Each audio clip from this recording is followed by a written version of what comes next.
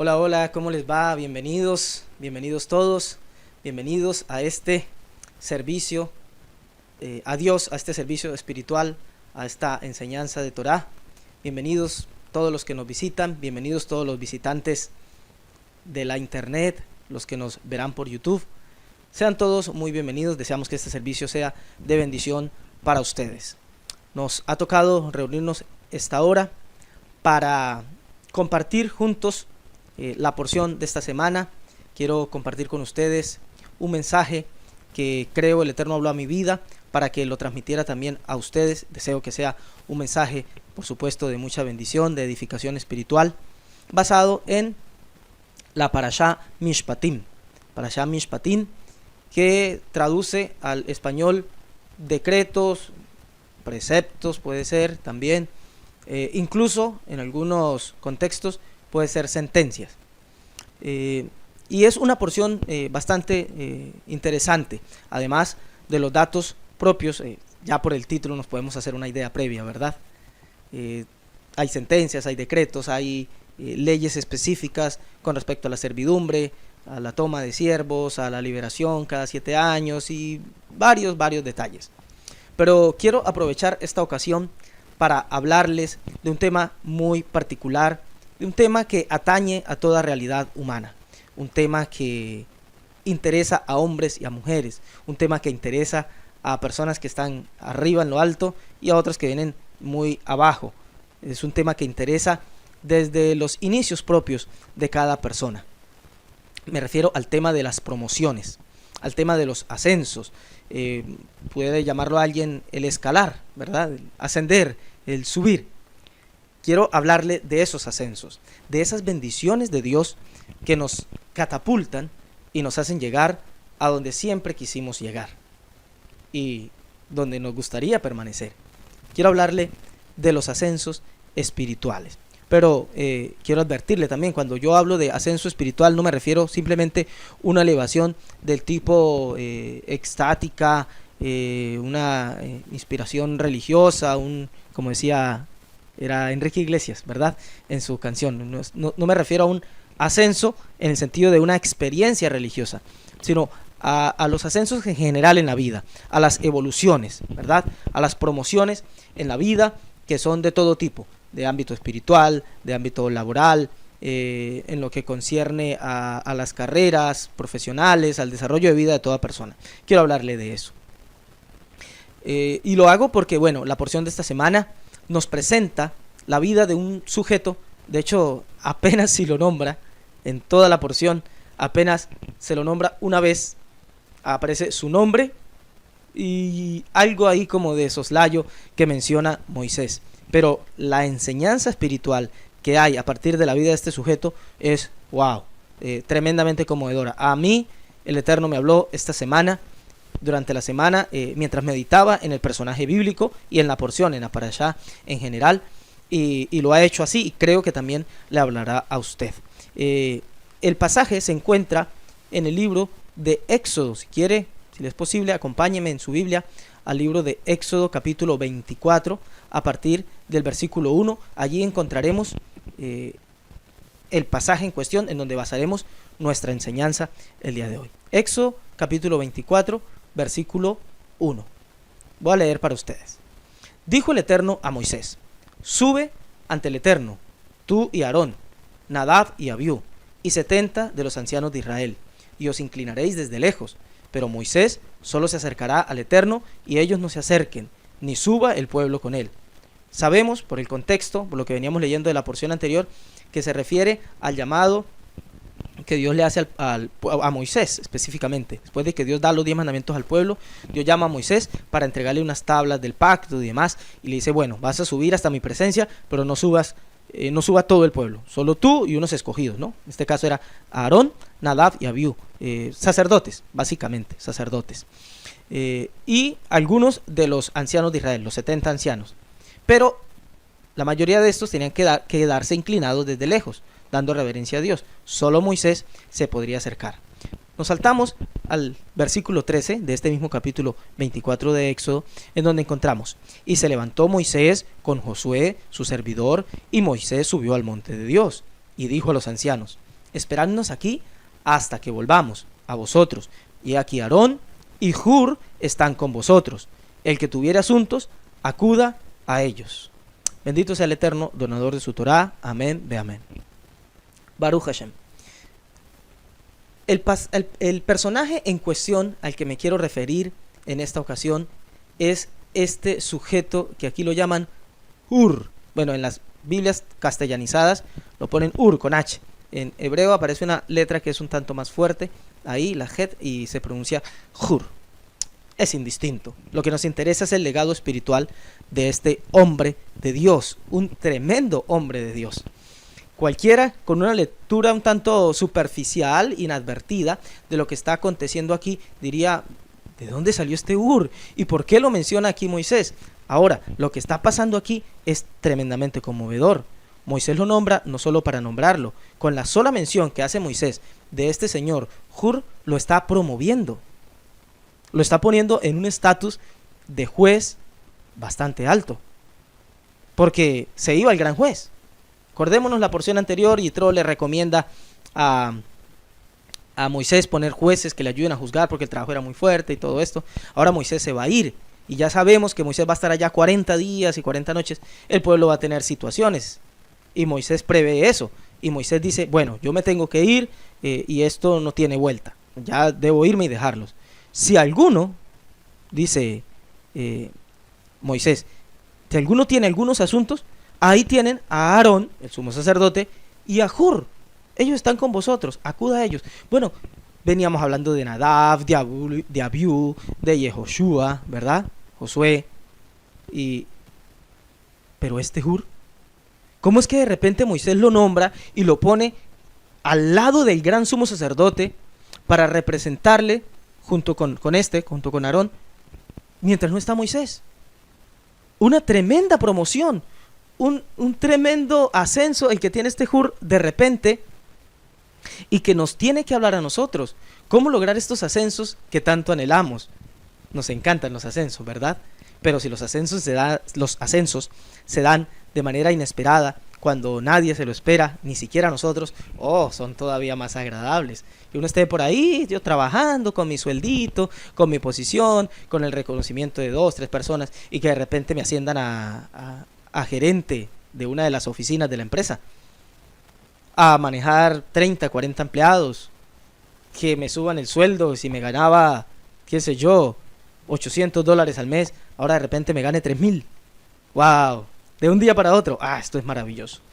Pero vamos a ver la clave escondida aquí en este personaje y en las escrituras sobre los ascensos espirituales. ¿Quién era este Hur? Investiguemos quién era este Hur, ¿verdad? Porque no sabemos mucho de él. Según Rashi, el comentarista clásico de la Torá, nos da unos cuantos detalles acerca de quién era este Hur. Rashi explica en su comentario a la Torá que el Hur era hijo de Miriam y su padre era Caleb ben Jefoné. ¿Se acuerdan? Caleb, hijo de Jefone, dicen las Biblias en español. Bueno, este muchacho, este Hur, era hijo de Caleb, según está escrito en primer libro de Crónicas 2, 18 al 19, donde se dan las genealogías. Ahí está escrito que este Hur era hijo de Caleb, porque está escrito: y Caleb tomó por esposa a Efrat, y ella le dio a luz a Hur. Mismo Rashi explica, basándose en el tratado Sotá 11b, que Efrat es la misma que Miriam. Ahí en el tratado Sotá 11b está registrado que la Efrat que menciona el primer libro de las Crónicas 2, 18 al 19, es Miriam. O sea que no estamos delante de cualquier personaje. Este Hur era hijo de Caleb. Luego, ¿quién era Caleb? Vamos a ver. Caleb, recordarán algunos, por las lecturas de la Biblia, no hemos llegado en la porción todavía hasta eso, pero Caleb era un tremendo hombre espiritual, era un tremendo hombre de Dios. Veremos más adelante en el registro de la Torá, en Números 13:30, que Caleb hacía parte de unos espías. Se escoge Moisés unos espías para enviar a revisar la tierra de Canaán, antes de ir a tomarla en posesión. Y mientras 10 espías eran pesimistas, mientras 10 espías veían lo malo, mientras 10 espías veían la dificultad, solo 2 hombres se mantuvieron en pie, creyendo a la promesa de los cielos, creyendo a la palabra de Moisés y creyendo a lo bueno que venía para ellos. A saber, Yehoshua bin Nun, Josué hijo de Nun, y Caleb ben Jefoné, Caleb hijo de Jefone. Dice Números 13:30, Caleb trató entonces de apaciguar al pueblo en presencia de Moisés y dijo: subamos ya y conquistémosla, ciertamente podremos con ella, refiriéndose a la conquista de la tierra. ¿Qué dice aquí? ¿Qué nos va mostrando acerca del talante de esta familia? Fue un hombre que intentó apaciguar al pueblo en presencia de Moisés. Es decir, pueblo, no se rebelen, Dios nos ha hablado, Moisés nos ha hablado, Moisés ha hecho tremendas cosas de parte de Dios con nosotros. Vamos a conquistar, vamos a poder. Números 14:24 dice acerca de este Caleb, un testimonio que Dios da acerca de él. Y dice: pero a mi siervo Caleb, por cuanto hubo otro espíritu en él, y fue íntegro conmigo, lo introduciré en la tierra donde entró, y su descendencia tomará posesión de ella. ¿Quién era este Caleb? Era un hombre con un espíritu distinto, un espíritu diferente, diferente al resto, diferente al común. Lamentablemente hay que decir que hoy día todos quisieran tomar esto, ¿no? Y entienden que hay que hacer la diferencia, hay que sentar un precedente, hay que ser distinto, y como que se hace mucha apología del ser distinto, pero muchas veces este distinto significa simple y pura rebeldía. No, otro espíritu en él. Yo quiero llevar la contraria, yo quiero distinguirme por ser distinto, entonces si la gente camina para adelante, yo camino para atrás. Si la gente viste, entonces yo quiero andar semidesnudo. Si la gente es decente, entonces yo tengo que ser grosero y irreverente. Ese pareciera ser el espíritu distinto. No así Caleb. Caleb tenía un espíritu distinto porque mientras los demás eran pesimistas, mientras los demás veían lo malo, él se enfocaba en el bien. Este era el siervo Caleb. Este era alguien que estaba apegado a Moisés, sujeto a Moisés. Ya sabemos que Dios, no quise traer más textos acerca de Caleb, para no abrumarlos, pero sabemos, por lo que registra la escritura, que este Caleb más adelante es el único, junto con Josué, de toda la generación que salió de Egipto, que puede finalmente entrar a la tierra prometida. El único. Porque estuvo apegado a las instrucciones que Dios le daba a Moisés.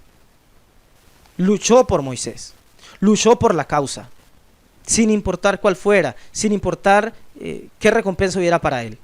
Simplemente dijo: Dios dijo que nos la iba a dar. Moisés fue claro en la advertencia: cálmense, vamos a subir que vamos a poder. No necesitaba más. Luego, después de eso vino la recompensa, y Dios le promete una tierra especial. Y desde los días de Moisés hasta cuando finalmente conquistan la tierra, va Caleb donde Josué y le dice: oye, acuérdate que aquel día yo mantuve fiel y firme junto a ti, y por esa razón me prometieron esta tierra. Ahora dámela, porque me siento tan fuerte como aquel día. Es maravilloso. Este era Caleb, el padre de Hur. El padre de Hur. Ahora, ¿qué podemos decir de Miriam? ¿Quién era Miriam? Pues Miriam era la gran sacerdotisa, pudiéramos decirlo así, ¿no? De la familia sacerdotal. Bueno, pero en la tierra de Israel no había sacerdotisas. Claro, había sacerdotes, lo entiendo. Pero me refiero a que tenía el linaje. Pero lo que está claro que era la profeta. Era profeta de Dios. Era mujer con don profético. Esto registra no solo en las escrituras, sino también en la tradición hebrea. Por la profecía de esta mujer nace Moisés. La tradición hebrea nos cuenta que como el faraón había dictaminado matar a los varones de israelitas, hebreos, allá en Egipto, entonces el padre de Moisés decide separarse de su esposa para no traer hijos al mundo que después fueran asesinados. Entonces esta Miriam, María, que era desde pequeña, tenía espíritu profético, le dice: no, padre mío, estás haciendo un mal peor que el faraón, porque el faraón los mata a los varones, pero tú, al separarte de tu mujer, o sea, de su madre, la de Miriam, estás acabando con varones, con hembras, con toda la estirpe. Entonces no sea así. Bueno, basado en eso, el papá de Moisés se vuelve a su mujer, entonces esta queda encinta y viene Moisés. Una tremenda profetisa. ¿Qué más podemos decir? Compañera fiel de Aarón y de Moisés, sus hermanos. ¿Qué más podemos decir? Cantante y danzarina. Hace poco estudiamos unas parashot anteriores en las que después de cruzar el Mar Rojo, ella se levanta a liderar a las mujeres, toman panderos y con danzas y panderos cantan al Señor, agregan unas cuantas líneas al gran cántico que Moisés eleva al Eterno, bendito su nombre, por la liberación de Egipto. ¿Qué más podemos decir? Compañera incansable, compañera de batallas, la gran hermana de Moisés. Ah, sí, pero acuérdese, Miriam murmuró contra Moisés, habló mal, ¿verdad? Y quedó leprosa. Ya lo sé, lo sabemos. Nos vamos a fijar en eso. O sea, nos vamos a quedar con el lunar en el rostro de la persona y enfocarnos en eso y a privarnos de ver el bello rostro que hay detrás. Sí, murmuró esta Miriam. Y a causa de esto le vino lepra, lo sabemos. Pero acuérdense, ahí en el pasaje donde cuenta acerca de su lepra está escrito, Números 12:15. Así María fue echada del campamento 7 días, y el pueblo no pasó adelante hasta que se reunió María con ellos. Después el pueblo partió de Aserot y acamparon en el desierto de Parán. Sí, tuvo lepra y tuvo que ser excluida del pueblo por unos cuantos días, 7, completo, ¿no? El completo de la rectificación. Pero rectificó. Y el pueblo no se atrevió a seguir ni un solo metro, si no iban con la gran matriarca espiritual de esa época, la gran María, la gran Miriam. Una mujer que después de que rectifica no se le ve más ni murmurando, ni diciendo, ni nada que tenga que ver en contra de Moisés, ni de Aarón, ni de nadie. Entendió, cometió un error como cualquiera, rectificó, pero siempre se mantuvo ahí, acompañando, apoyando la causa. No se llevaba los flashes, no se llevaba las cámaras. Esto tal vez era Moisés, incluso Aarón, incluso Josué. Pero María hacía un trabajo silencioso, acompañando, profetizando. También el Señor hablaba a través de ella, que ese es el reclamo que ella hace, por lo cual luego vienen consecuencias a su vida. Pero no deja de ser cierto el dato. Entonces, este era el linaje espiritual de Hur. Hur venía de una familia de servidores, de una familia de trabajadores humildes, con otro espíritu, con una entrega absoluta. Y este es el Hur que está siendo promovido. Un Hur que había aprendido desde casa la entrega a la causa. Y lo cierto es que nos encontramos con un común aquí entre los padres de Hur. Un común de servicio. Por lo que podemos decir que Hur era un Sadik, hijo de Sadikim. Un justo hijo de justos. Un hombre piadoso. Sí, tenía un perfil bajo. Tal vez solo lo conocemos por unas cuantas porciones atrás, en donde nos cuenta la escritura que este Hur fue con Aarón y con Moisés a un monte, mientras el pueblo de Israel peleaba contra Amalek, y que en un momento en que a Moisés se le cansaron los brazos, bueno, Aarón le levantaba uno, el derecho, y Hur le levantaba otro, el izquierdo. Y pensamos que es un asunto de menor importancia, pero ahí se escondía justamente su virtud, en el hecho de que estaba haciendo algo que parecía poco importante, pero lo hacía de la mejor manera. Yo quiero que usted me acompañe a ver un poco más acerca de este Hur. Dice la escritura, esto fue unas porciones atrás, en el mismo libro de Éxodo, de Shemot, capítulo 17, versículo del 8 en adelante. Ahí está escrito: entonces vino Amalek y peleó contra Israel en Refidim. Y dijo Moisés a Josué: escógenos varones y sal a pelear contra Amalek. Mañana yo estaré sobre la cumbre del collado y la vara de Dios en mi mano. E hizo Josué como le dijo Moisés, peleando contra Amalek. Y Moisés y Aarón y Hur subieron a la cumbre del collado. Y sucedía que cuando alzaba Moisés su mano, Israel prevalecía, mas cuando él bajaba su mano, prevalecía Amalek. Y las manos de Moisés se cansaban, por lo que tomaron una piedra y la pusieron debajo de él y se sentó sobre ella. Y Aarón y Hur sostenían sus manos, el uno de un lado y el otro de otro. Así hubo en sus manos firmeza hasta que se puso el sol. Y Josué deshizo a Amalek y a su pueblo a filo de espada. Es un pasaje ciertamente enigmático, ¿verdad? Es un pasaje que tiene sus detalles y sus desafíos exegéticos. Yo quiero compartirle algunas impresiones a partir de este texto, que nos desvelan un poco el talante de este Hur y compañía. En primer lugar, leemos el pasaje que Moisés le dijo a Josué. La pregunta que tenemos que hacernos es: ¿por qué a él? Que no había en Israel guerreros mayores que Josué. Josué era solo un joven. El libro del Zohar explica que la razón por la que se lo llama a Josué fue porque Moisés, con su sabiduría del cielo, él tenía percepción espiritual, sabía que no iba a ser una pelea simplemente contra carne y sangre. Este lenguaje me encanta, el lenguaje del Zohar, parece al lenguaje de los escritos apostólicos, ¿verdad? Porque nuestra lucha no es contra carne y sangre, así tal cual, sino que, sigue diciendo el libro de Esplendor, sabía Moisés que esta era una lucha espiritual, que iba a luchar justamente contra el propio ángel de la muerte. En el libro de Esplendor lo pone en nombre, pero estos nombres no es muy recomendable nombrarlos. Es Sama y después él, este ángel, que era un ángel que venía a pelear contra Israel apoyando a Amalek. Y bien, Josué, el joven Josué, aquí había alcanzado en ese momento un alto grado de percepción espiritual que fue captado por Moisés. No tan alto como el de Moisés mismo, porque Moisés estaba unido a la Shejinah, ¿no? Dicen los sabios. Pero su alma estaba efectivamente ligada a la región superior que se llama juventud. Y explican los sabios que esta región llamada juventud es un lenguaje cifrado para referirse a otro ángel, el ángel del Eterno, el ángel superior que está de parte de Israel. Tampoco se recomienda mucho nombrarlo, es el ángel cuyo nombre es Meta y después Tron, ¿verdad? Entonces, era una lucha espiritual. Y entonces, era un joven. Pero ¿quién era este joven Josué? De la misma estirpe. Acuérdense que Josué fue el único, junto con Caleb, padre de Hur, que eran humildes, que servían a la causa, no a lo que veían sus ojos, que servían por el decreto divino y por la instrucción de Moisés, no por lo que esto les pudiera representar.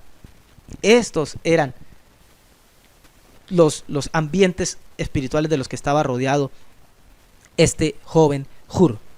Pero bueno, seguimos con el pasaje de la pelea contra Amalek, ¿no? Cuando Moisés advirtió que el ángel venía, el ángel, aquel Sama, que venía a pelear apoyando a Amalek y en contra de Israel, pensó, este joven Josué seguramente lo enfrentará y prevalecerá. Y por eso le dijo, anda y lucha contra Amalek. Como diciendo, es tu batalla, la batalla aquí abajo. Yo me prepararé para la batalla arriba porque la batalla es espiritual. No es contra carne y sangre, no son contra principados de las regiones celestes, como dicen los escritos apostólicos. El Zohar explica que eres un ángel regente muy, muy especial, poderoso, Sama. Entonces, Moisés le dice a Josué, elige hombres dignos, justos e hijos de justos para acompañarte. Maravilloso. Justos e hijos de justos.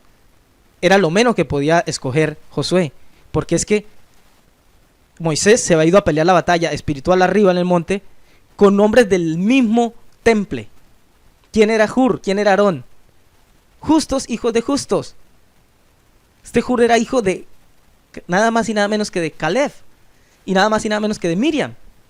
¿Cómo iba este joven Josué a rodearse de compañeros menos que esto? No podía ser, simplemente no podía ser. Entonces, Moisés se equipó para la guerra de arriba, pero llegó un momento en que sus manos estaban cansadas, y ellos, Aarón y Hur, tomaron una piedra y la colocaron debajo de él y él se sentó sobre ella. Y Aarón y Hur velaron por sus manos, el uno de un lado y el otro del otro, y sus manos estaban, dice la escritura ahí en hebreo, Vayehi Vanaif Emuná Adbo Ashamesh, y estuvo con sus manos firmes, pareciera, porque ahí usa la palabra emuná, que se traduce como fe, como diciendo, y estuvo con sus manos en fe hasta la caída del sol, ¿verdad? Y es muy interesante lo que dice ahí. El libro de Esplendor dice que no se puede tomar esto en sentido literal, que le cansaban las manos, sino lo que representan estos arquetipos de orden espiritual. Lo que significa es que Aarón representaba a su lado, o sea, al lado derecho, el atributo de la gracia, el atributo del gesed, ¿no? De la entrega, de las ganas de echar para adelante. Y a Hur representaba el otro lado, el lado del atributo de la fuerza, el atributo del rigor, de eso que llaman los sabios Geburá, del rigor, del no tienes ganas, de todas maneras te toca hacerlo. Eso era lo que representaba a Hur. Y a través de estas dos ayudas, la columna derecha y la columna izquierda, que por cierto, paréntesis, la columna izquierda según los sabios representa la humildad, por el lado de la columna izquierda está luego el Hod, la humildad, lo que representaba a Aarón, varón humilde. Por ese lado estaba Hur, ese era lo que estaba levantando Hur, el lado de la fuerza, de la forma, de la restricción, no tiene fuerza, quisiera descansar, quisiera bajar los brazos. Bueno, ahorita no es hora de bajar los brazos, hay que volverlos a levantar. Es tremendo. Y Rashi, por su parte, comentarista clásico de la Torá, explica que cuando estuvo con sus manos, él explica esta frase, porque Rashi no dice y así sus manos estuvieron firmes, sino que Rashi traduce el texto de la Torá, y Moshe estuvo con sus manos en fe. Y él explica por qué lo traduce así. Y explica que lo que significa es que sus manos estaban extendidas hacia el cielo en oración fiel y bien dirigida. Claro, se condice con lo que dice el Zohar, ¿verdad? Que no era una lucha con carne y sangre y con solo espada, sino una lucha espiritual en las regiones celestes. Y esa se pelea con oración fiel y bien dirigida. Pero Rashi sigue explicando y dice que en este caso estuvo, o fue, Vayehi, la palabra ahí, no se refiere a las manos de Moisés, o sea, estuvo firme, no eran las manos de Moisés estaban firmes, sino al propio Moshe, ya que si se refiriera a las manos, el verbo, que aparece aquí como Vayehi, debería haber estado en plural sería algo así como Batiyainá, puesto que el versículo habla de las manos de Moshe en plural, el verbo debería ir en plural, pero por cuanto las manos están en plural y el verbo está en singular, significa que el que estuvo firme fue Moshe. ¿Qué es lo que significa? Que Aarón y Hur, en este caso nos interesa Hur fue el que ayudó a estar firme a Moisés, no fue que solamente le levantó una mano. Y uno diría, no, pero ¿por qué he promovido aquí este Hur? Por levantarle la mano a Moisés, mándeme a mí, voy y le sostengo las manos al jefe, al líder, al profeta de la época. ¿Qué será que hay que hacer? Pero si me promueven solo por levantar una mano, ¡guau! Rapidito y fácil, ¿verdad? No, señores, no nos equivoquemos. Lo que significa es que Hur se encargó del trabajo duro, de hacer prevalecer a Moisés cuando éste ya no tenía fuerzas ni para orar. Por razones que no quiero seguirlos abrumando con más tradición, pero todo tiene una explicación. Pero Moisés estaba cansado. Aquí de rapidez, porque no resisto, ¿verdad? Pero él estaba cansado y los comentaristas explican que no fue a pelear, sino que lo encargó a Josué. Entonces, como no fue a pelear y como se quedó aquí en la comunidad desde arriba, entonces por eso se cansó, le llegó el desánimo, le llegó la baja de fuerzas y por lo tanto necesitó ayuda. ¿Y quién se la brindó? Hur. Hur fue el encargado de la columna del rigor, del que le echa ganas aunque las causas parezcan perdidas. Orar es bonito, ¿verdad? Orar es bonito cuando hay fuerzas. Cuando no tienes fuerzas, cuando no ves que la oración surta ningún efecto, cuando no ves que la oración cause algún tipo de buena reacción, ahí orar cuesta. Pero es ahí donde vino este varón Hur a decir, échale ganas, Moisés, tienes que hacerlo, la causa parece perdida, pero hay que hacer y seguir haciendo solo por el hecho de que hay que hacerlo, por nada más, solo porque hay que hacerlo. Dice el Pirkei Avot, si tienes la oportunidad, te muestran en la vida algo que está funcionando mal, no preguntes quién hará, hazlo tú, porque si a ti te lo muestran es porque tú tienes una dosis de compromiso con eso y tú eres el encargado de rectificar eso que está funcionando mal. No es porque tengas ganas, no es porque a ti te duele, no es porque a ti te molesta, no es porque tú quieres eso, es porque hay que hacerlo y hay que echarle ganas. Ahí estaba Hur, estaba cansado Moisés, cansado de orar, y si él bajaba las manos, de ahí podemos extraer una enseñanza, ¿verdad? Bueno orar con manos levantadas. Los salmos lo dicen por distintos lugares, ¿no? Pero podemos aquí aprenderlo. Pero no puedes bajar los brazos. No, es que no siento orar. No se trata de eso. No es que no tengo ganas. No es que hoy no me amanecí con ganas más de actuar que de orar. No. Hay que hacerlo, porque sabemos que hay que hacerlo. Eso era Hur, un hombre que hacía un trabajo silencioso. En otras palabras, lo que se sugiere es el esfuerzo de un trabajador silencioso pero efectivo, con bajo perfil pero eficiente. Uno que trabaja cuando se requiere, no cuando lo están viendo, o lo puedan elogiar, o recompensar por lo que hace. Ahí es donde verdaderamente vale el trabajo. ¿De qué dijimos que íbamos a hablar? De los ascensos. ¿Tú quieres ser ascendido? ¿Quieres ser promovido? ¿Quieres que el cielo te eleve por encima de los demás, de las circunstancias, o de lo que hoy haces, practicas, ejerces? ¿Quieres ascensos espirituales? Tienes que aprender la lección, tenemos que aprender la lección de Hur. ¿Cuál es? La del trabajador silencioso pero efectivo. No lo nombraron mucho en la Biblia, pero es promovido cuando le llega su momento, porque él trabaja callado. Él no dice que va a hacer, hace. Él no muestra resultados, trabaja por los resultados. Él no postea sus logros, alcanza los logros. Los postea el cielo. Así está escrito. Haz tú en lo secreto, y tu Padre que ve en secreto te recompensará en público. Así funciona el mundo espiritual. Entonces, ¿qué vamos a hacer? ¿De verdad quieres promoción? Pues este es el verdadero trabajo.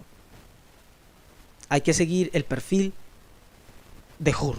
Hay que seguir el perfil de Miriam, de Caleb, de Josué. Esto era una clase especial de gente que trabaja cuando se requiere, no cuando los están viendo. Porque muchas personas echan a perder su proyecto laboral, profesional, porque se acostumbran a trabajar al ojo, a trabajar para que los vean, para que el jefe vea que está trabajando a ver si me asciende. No. Yo tengo que trabajar porque el trabajo hay que hacerlo. Porque el trabajo hay que hacerlo. No para que me vean. El ascenso vendrá cuando tenga que venir. Así hizo Hur. Ahora, ¿será que todavía podemos decir que Hur solo es el que le levantó una mano a Moisés y solo hizo eso? Este es el verdadero trabajo espiritual, el que se hace únicamente porque hay que hacerse. Únicamente porque hay que hacerse. ¿Por qué trabajas en tu trabajo? Pues por el sueldo. Yo trabajo porque necesito, dice más de uno, ¿no? Cuando el sueldo se demora un poco, no, jefe, págueme porque yo trabajo es porque necesito. ¿Por qué trabajas? ¿Por desarrollar tu propósito de vida? ¿Porque ves la necesidad y confluyen, como dijo un gran maestro de nuestra generación? Donde ves que confluyen necesidad y tu capacidad de hacer algo, ahí te está llamando la vida. ¿Por eso lo haces? ¿Trabajas para el ojo o trabajas para el cielo? Si quieres que el cielo te promueva, tienes que trabajar para el cielo. El verdadero trabajo es el que se hace únicamente por razón de que veo un trabajo, una necesidad por hacer y yo puedo hacerla. No, de eso no hay. Yo los conozco.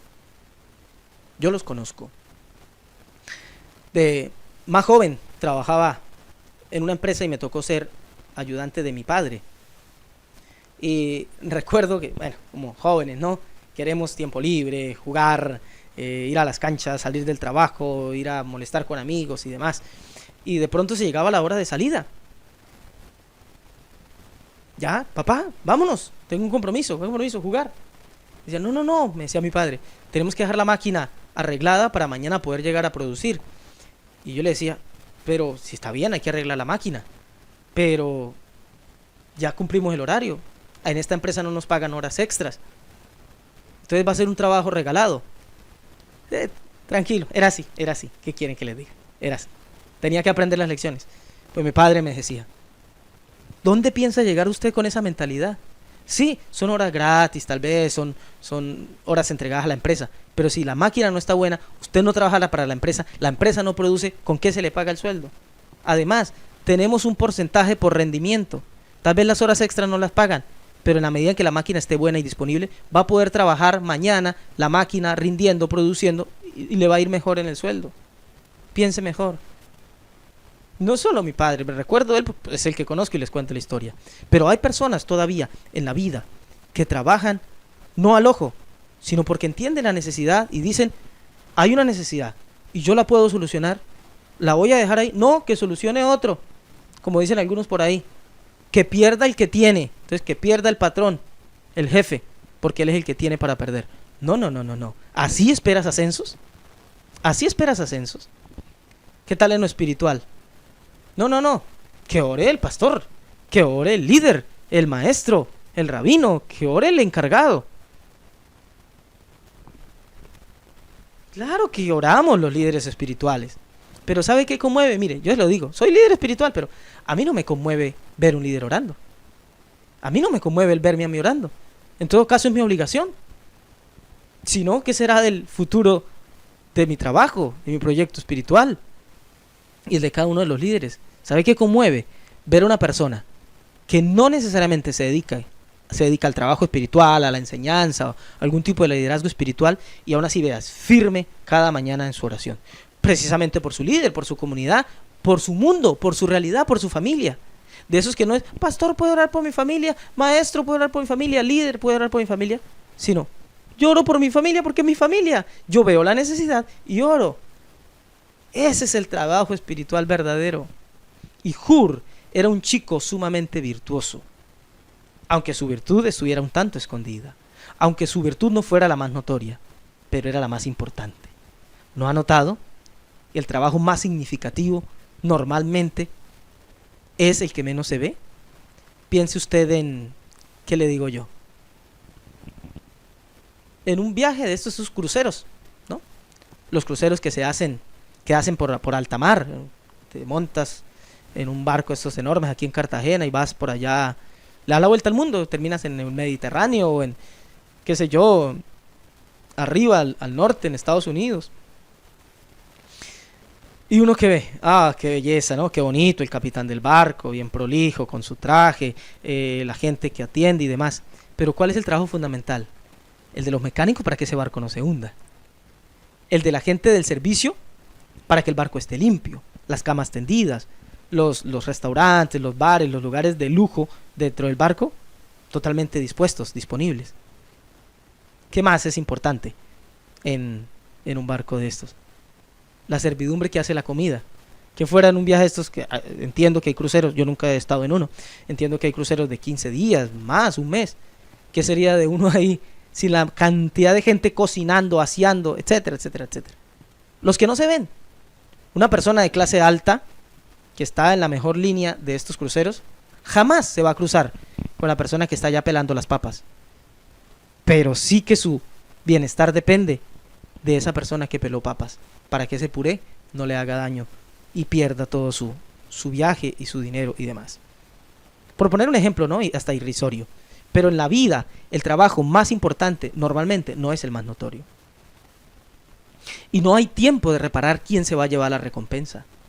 Hur no tuvo tiempo de eso. Hur dijo, mi líder está cansado, yo le levanto la mano. Él no tiene ánimo ya para orar, yo soy el que estoy ahí para decirle, amigo, no puedes cansarte. Si te cansas tú, ¿dónde vamos a quedar nosotros?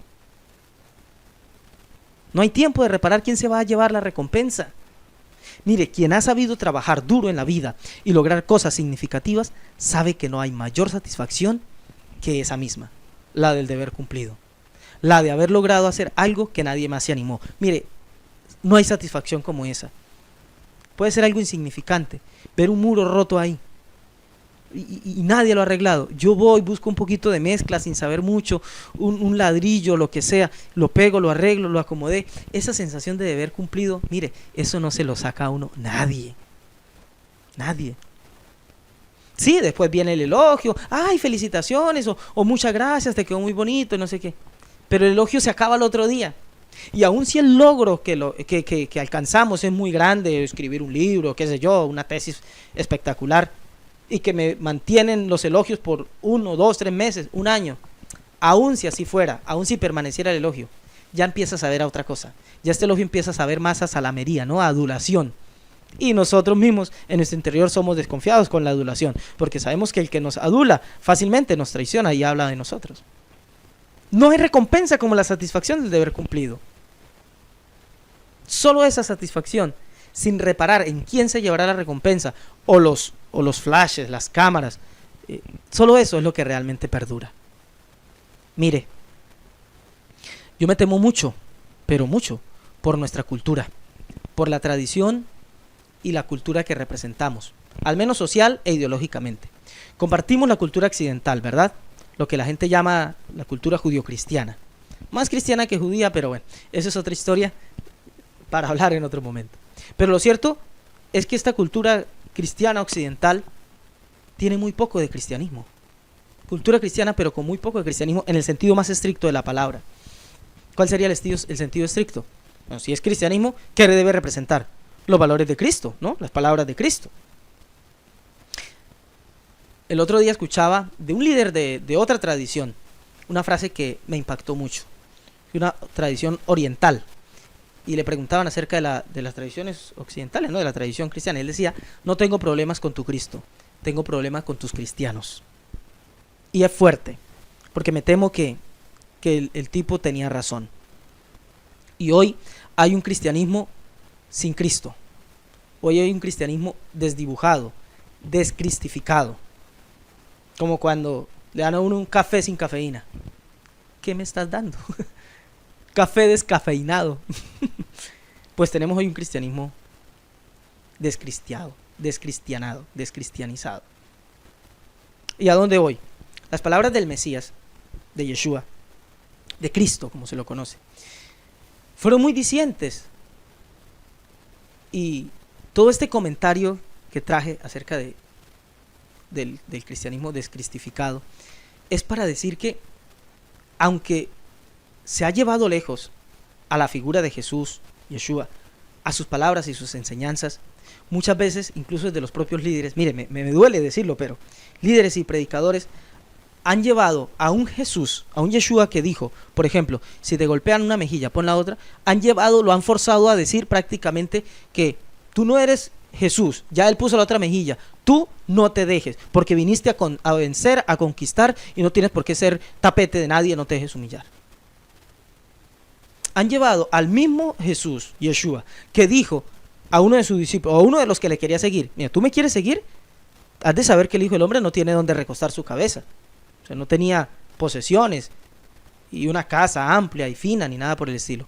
Pero muchos maestros y líderes que representan supuestamente esa figura de Jesús se han encargado de mostrar la figura de otro Jesús, un Jesús que solo te llamó a la prosperidad, que solo te llamó a la opulencia, que solo te llamó a los lujos, a ser prosperado, a ser bendecido, a ser cabeza y no cola, etcétera, etcétera. La ventaja es que las palabras de ese maestro quedaron plasmadas por escrito y podemos recurrir a ellas más allá del cacareo de los predicadores que dicen representarle. Y bueno, en este sentido, perdonen que me extendí un poco con la ilustración a un pasaje, bueno, no nos fuimos tanto del tema, pero lo cierto es que este maestro Yeshua de Nazaret, conocido popularmente como Jesús, dijo unas palabras muy dicientes con respecto a lo que venimos hablando. Lucas 16:10. El que es fiel en lo muy poco, también en lo más es fiel. Y el que en lo muy poco es injusto, también en lo más es injusto. Pues si en las riquezas injustas no fuisteis fieles, ¿quién os confiará lo verdadero? En los negocios de este mundo, ¿cómo te comportas? ¿Cómo te mueves? Versículo 12 de Lucas 16. Y si en lo ajeno no fuisteis fieles, ¿quién os dará lo que es vuestro? Ningún siervo puede servir a dos señores, porque o aborrecerá al uno y amará al otro, o estimará al uno y menospreciará al otro. No podéis servir a Dios y a las riquezas. Ay, las palabras del Señor Yeshua. Fuertes, pero llenas de verdad. Si en lo ajeno fuisteis fieles, si en lo ajeno, no fuisteis fieles, ¿quién os dará lo vuestro? ¿Cómo trabajas con lo que no es tuyo? ¿Cómo trabajas en la empresa de la que no eres dueño, sino empleado? ¿Cómo trabajas en aquella área en donde no es lo tuyo? ¿Cómo te comportas con la casa de tu vecino, que no es la tuya? Cuando barres el frente, ¿recoges el poquito de hoja que se pasa de tu límite? ¿O más bien tiras de la tuya hacia allá? O cuando espantas el animal que viene a hacer lo indebido frente a tu casa, ¿lo echas para que no haga ahí o simplemente lo empujas hacia la casa del vecino? La pregunta del maestro es, si con lo ajeno no sois fieles, ¿quién te dará lo que es tuyo? ¿Quieres promoción? ¿Quieres que el Eterno te promueva hacia lo que te mereces, hacia lo que sueñas, hacia lo que deseas, hacia el punto de la vida que has soñado toda tu existencia? ¿Cómo te comportas ahora que no estás con lo tuyo? ¿Cómo te comportas cuando solamente eres subalterno, cuando solamente eres empleado, cuando solamente haces mandados? ¿Cómo te comportas? Porque eso dice mucho de hacia dónde te diriges. Oye, dice el maestro, si no eres fiel con lo ajeno, ¿quién te va a dar lo que es tuyo? Aquello para lo que naciste. Porque intuyes, sospechas que fuiste llamado para cosas grandes. Pero ¿cómo te comportas con las cosas grandes de otro? Y es más, el versículo 13 es la estocada final del maestro. Dice, ningún siervo puede servir a dos señores, porque o aborrecerá al uno y amará al otro, o estimará al uno y menospreciará al otro. No podéis servir a Dios y a las riquezas. Escucha, antes había dicho que si en lo ajeno no eres fiel, ¿quién nos dará lo vuestro? ¿Qué es lo que está significando aquí? Que hay una manera de servir a Dios y hay una manera en que sirves a las riquezas. ¿Cómo sirves a Dios? Cuando con lo ajeno eres fiel. Porque si no eres fiel con lo ajeno, entonces no estás sirviendo a Dios, estás sirviendo a las riquezas. ¿Por qué? Porque si no eres fiel con lo ajeno, solamente trabajas bien, trabajas duro, le echas ganas cuando tu jefe te está viendo. Entonces ya no le estás trabajando a Dios, le estás sirviendo a las riquezas, por el sueldo, por la promoción, por ganarte la complacencia, la beneficencia de tu jefe, o de tu líder, o lo que sea que tengas por encima tuyo. Le estás sirviendo al ojo. No estás siguiendo los consejos de Yeshua, ni de sus apóstoles, que decían, todo lo que hagáis, hacedlo como para Dios, y no para los hombres. Todo, todo. Recoger basura en la calle, ser ayudante de albañil, ser conductor de camión, qué sé yo, maestro en la escuela. ¿Cómo te portas con tus estudiantes? Y depende, si me está viendo el rector del colegio, soy el profesor más caritativo, parezco el padre de esos chicos.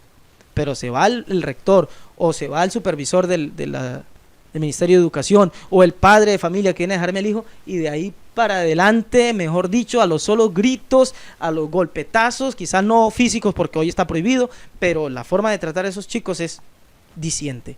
¿Cómo lo haces cuando no te están viendo? ¿Para quién trabajas? ¿Para el ojo? ¿Para los hombres? ¿O para Dios? Si no eres fiel con lo ajeno, con los hijos ajenos, con el trabajo ajeno, con la empresa ajena, con el ministerio ajeno, si no eres fiel con eso, ¿quién te va a dar lo que es tuyo? O sirves a Dios o sirves a las riquezas. O sirves al ojo humano o sirves al ojo divino. No puedes servir a ambos. No puedes. Servirás a uno en detrimento del otro. Compórtate bien con lo ajeno. ¿Qué vamos a hacer con tremendas palabras del Mesías? ¿Para quién vamos a trabajar? ¿Quieres ascenso? Solo hay una manera de recibir ascensos divinos, y es trabajando para Dios y no para el ojo. La pregunta es, ¿qué señales estamos mandando al cielo? ¿Qué le estamos avisando al cielo? ¿Estamos listos para la promoción o estamos listos para el descenso? Porque no es solo que si no somos fieles con lo ajeno, no nos darán lo nuestro, sino que si no somos fieles con lo ajeno, incluso lo ajeno nos lo quitarán. El mundo no desperdicia recursos. Estamos en un mundo, en un universo, en el que, va a sonar un poco duro, pero es un dicho popular, muy popular aquí en Colombia, el que no sirve, que no estorbe.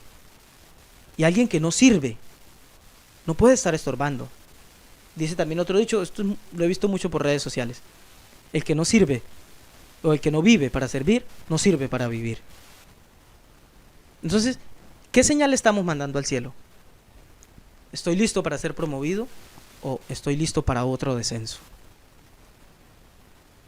El otro día estuve meditando mucho en un texto complicado de Eclesiastés. A mí se me hace complicado. Eclesiastés tiene su particularidad, ¿no? Coelet, el libro de Eclesiastés, tiene su particularidad. Y en Eclesiastés, capítulo 2, versículo 20, aparece un texto muy desafiante. Ahí dice: volvió por tanto a desesperanzarse mi corazón, ¿Por qué se desesperanzaba el corazón del predicador aquí, de Salomón? Dice, acerca de todo el trabajo en que me afané y en que había ocupado debajo del sol mi sabiduría.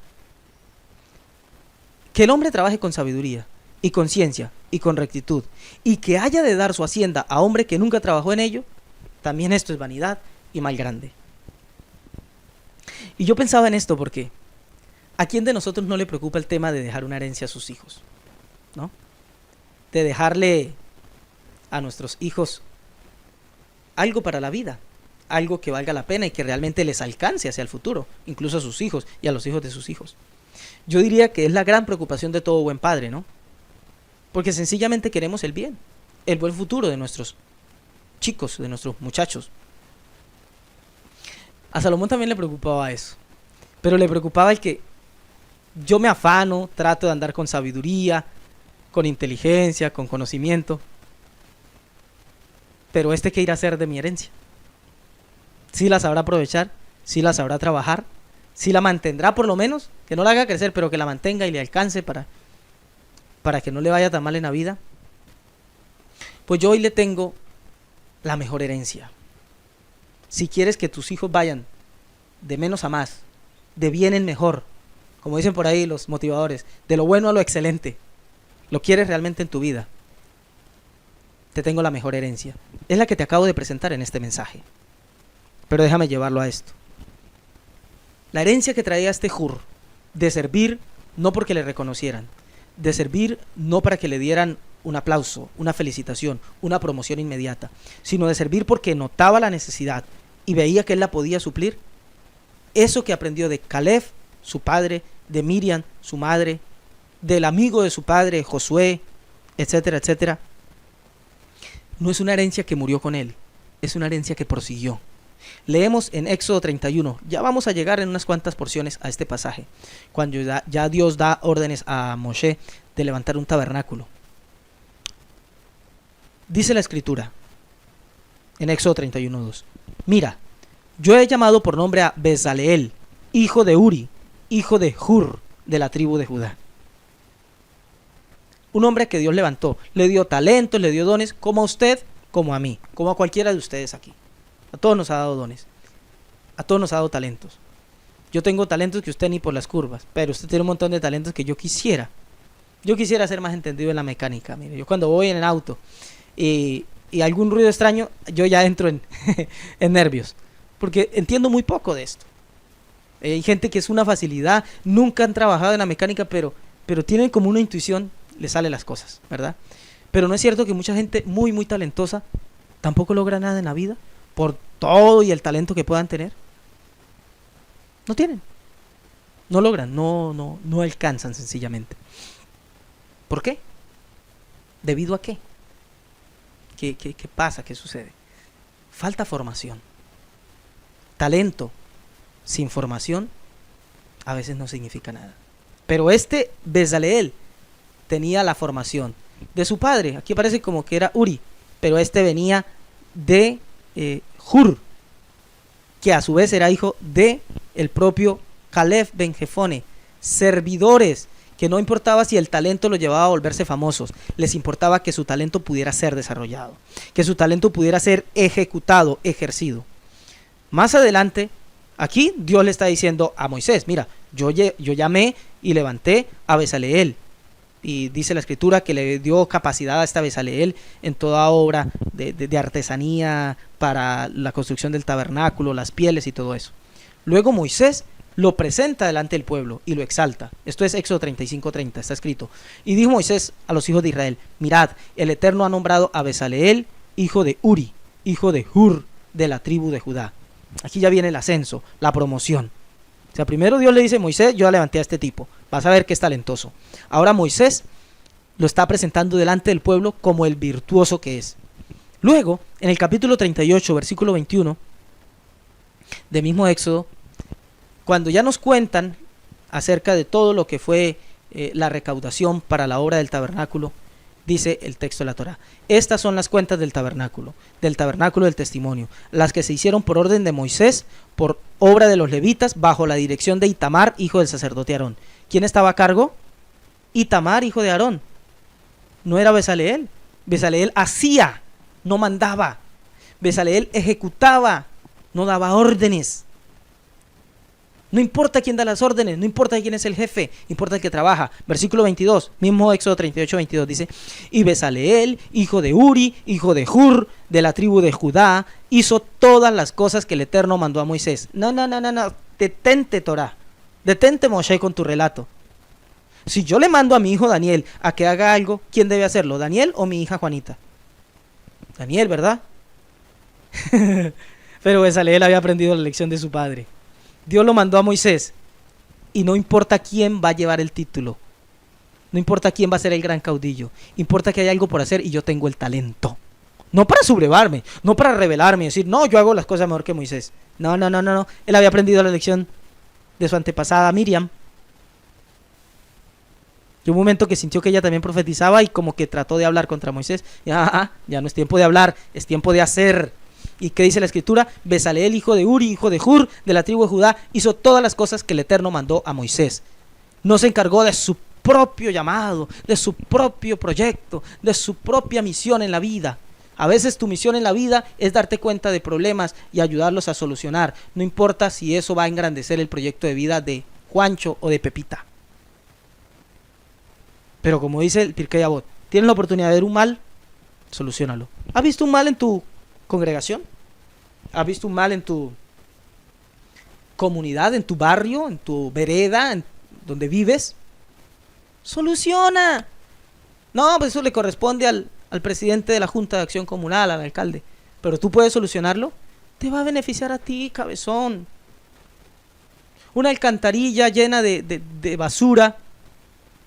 Llegan las lluvias y no va a inundar la casa solamente del alcalde, va a inundar la tuya también. Si ves el problema, no critiques ni digas, uy, cómo se ganan el sueldo sin hacer nada los del aseo. Soluciona. Si puedes, no puedes, quédate callado. O agregas mucho criticando. Bueno, en todo caso, que te sirva para ir e informar allá en la oficina de aseo o de los que se encarguen de esto, ¿verdad? Pero haz. Y dice el versículo 23, y con él, es decir, con Hur, estaba Aholiab, hijo de Ahisamac, de la tribu de Dan, artífice, diseñador y recamador de azul, púrpura, carmesí y lino fino. ¿Por qué? Porque, como dije, ¿cuál era el punto al que quería llegar? Esta es la verdadera herencia que les puedes dejar a tus hijos. Trabajar. Tus hijos lo van a ver. Tus hijos lo van a notar. Así los enseñas, sin decir una palabra, enseñas con el ejemplo. Como todo tipo de motivadores y maestros lo repiten hoy día hasta el cansancio, ¿no? Pero cuando les enseñas a tus hijos, sin decir, pero ellos ven que trabajas, que haces las cosas, no esperando el ascenso, la promoción, el sueldo, el bono, sino por la necesidad que hay, les dejas esa herencia. Los estás enseñando a promoverse solitos. Los estás enseñando a no depender de posiciones o circunstancias. Los estás enseñando, en todo caso, a generar posiciones y circunstancias por ellos mismos. Porque no dependerán ya de un agente externo, de un ascenso, de una promoción, de una lucha, de un padrino político, de una palanca. Dependerán nada más que del cielo y de lo que desde ahí donde se pelea la batalla, desde donde la peleó Moisés, desde ahí se puede ganar. No contra carne y sangre, no tratando de trabajar más por uno o por otro. No. No es para compararte con nadie. No se trata de compararse con nadie. Se trata de compararte contigo mismo y hacerlo mejor. Y eso les estará enseñando a tus hijos. Y un hijo tuyo que se preocupa por hacer siempre lo mejor. Siempre lo mejor. En cualquier circunstancia que se le presente en la vida, X o Y, se va a promover solo. La gente lo va a ver. He tenido la oportunidad de ver. Y me gozo, me alegro. Miren, les decía yo, no hay causas perdidas. Todavía hay gente así. Todavía hay gente así. Estos días que estuve visitando familiares, di con la grata sorpresa de un pariente. Por situaciones de la vida no pudo estudiar, no se ha preparado, no tiene el gran título. Entró a trabajar de ¿cómo se dice? Surtidor, expendedor de combustible en una estación de servicio. Tenía un periodo de prueba de 3 meses, a ver si lo despedían. En el primer mes, no solo no lo despidieron, sino que ya lo ascendieron, se convirtió en la mano derecha del jefe, del gran dueño, no es del jefe ahí de la estación de servicio, del dueño de, no sé, tal vez 10 estaciones de servicio de combustible, de un montón de haciendas, de fincas, de muchas propiedades y muchos negocios. Yo decía, ¿qué hizo? ¿Qué hizo, hermano, para lograr eso en un mes? Disposición. Veía, me contaba, que en una de esas ocasiones llegó un cliente molesto porque un compañero de trabajo no había puesto la tapa, ahí la tapa que asegura, no sé, el orificio por donde ponen el combustible. Y el hombre llegó ofuscado, molesto, a reclamar al trabajador. Y todos, el uno y el otro, que si tienen razón, que si no tienen razón. Él, en un ataque de solucionar el problema, llama al señor, al cliente enojado, y dice, venga, jefe, vamos a mirar las cámaras de seguridad, comprobemos si el error fue del compañero, si fue suyo, tranquilo que se le responde. Efectivamente el error había sido del compañero, le vamos a responder, no se preocupe, solucione eso. Y el jefe se dio cuenta, un muchacho de un mes que recién estaba entrando, en manos de otro, dice, ay, vea que quede bien mal, con eso yo me gano la confianza, y si van a despedir a alguien, despidan a y yo me aseguro los 3 meses de periodo de prueba. No.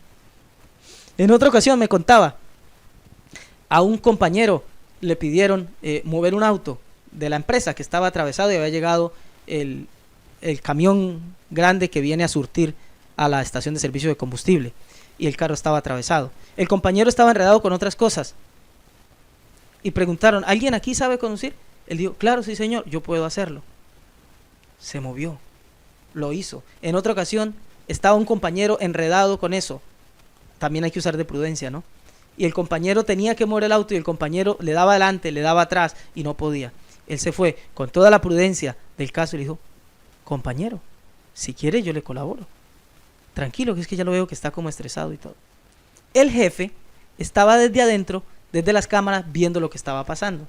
Después el jefe le dijo todas estas cosas a aquel pariente con el que yo estaba hablando, del que les estoy comentando.